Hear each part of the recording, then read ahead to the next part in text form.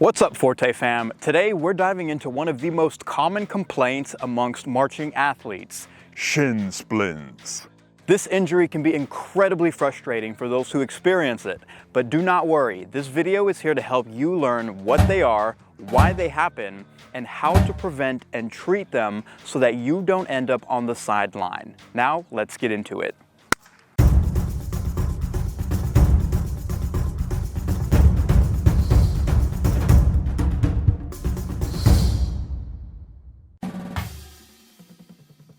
Shin splints are often experienced as dull, tight, or sharp pain along the front or inside of your shin bone, particularly during or after exercise.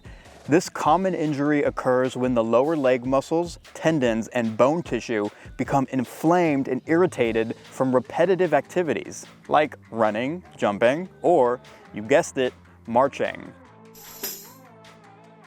Shin splints can happen from a number of different factors. One of the most common reasons is overuse. Overuse often occurs from a sudden increase in the intensity and duration of physical activity without giving the body enough time to recover.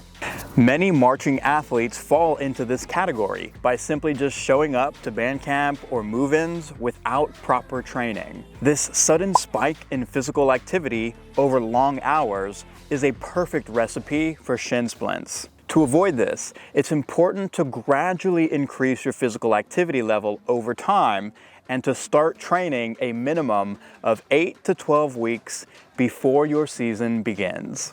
Many times, shin splints are also the result of poor footwear.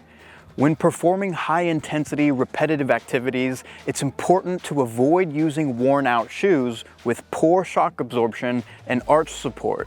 Marching athletes can, on average, take 15 to 20,000 steps during an 8-hour rehearsal day. Every step taken sends a shock throughout the leg. If your shoes are worn out, they will not absorb the shock as well, which will make your body take more of a beating to absorb it. By wearing shoes with good arch support and shock absorption, you can reduce the amount of shock your body has to take and reduce your risk of developing shin splints. One of the most preventable causes of shin splints is a muscle imbalance in the lower leg.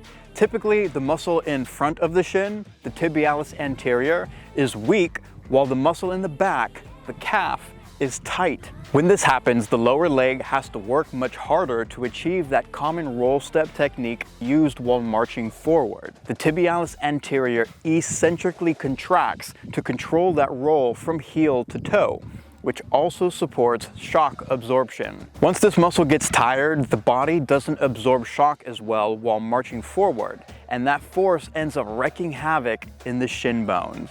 To prevent this from happening to you, I recommend performing tibialis raises with a strong focus on the eccentric lengthening portion of the exercise. This will strengthen the tibialis anterior so that it can produce more force for a longer period of time. To address the tightness in the calves, a gastroc stretch at a wall or a bench for 3 rounds of 30 seconds is a perfect place to start. Muscle imbalances took more than 1 day to develop, and they will take more than 1 day to fix. So start early and stay consistent to obtain the best results. The fourth and final common contributor to shin splints is poor biomechanics in the leg. Overpronation of the feet rolling inward, or flat feet, can put excessive stress on the shin bone. The arch of the foot is designed to evenly distribute weight throughout the foot, provide stability, and support shock absorption. If you have flat feet, an arch-supporting orthotic can help hold your foot and ankle in a more neutral position while training. While this doesn't fix the problem, it does minimize the risk of developing injuries from training with flat feet. This is a topic worthy of its own video, so if you'd like to learn more about how to fix flat feet, let me know in the comments. One of the most effective methods to treat shin splints is to rest the affected area. Rest is work, and it is the most optimal time for the body to repair itself. If you don't rest, the problem will likely worsen and sink you deeper into a hole. The amount of rest time that is needed varies from person to person, and you should always consult with a medical professional to determine the appropriate duration for you. To be clear, resting doesn't mean you have to be completely sedentary.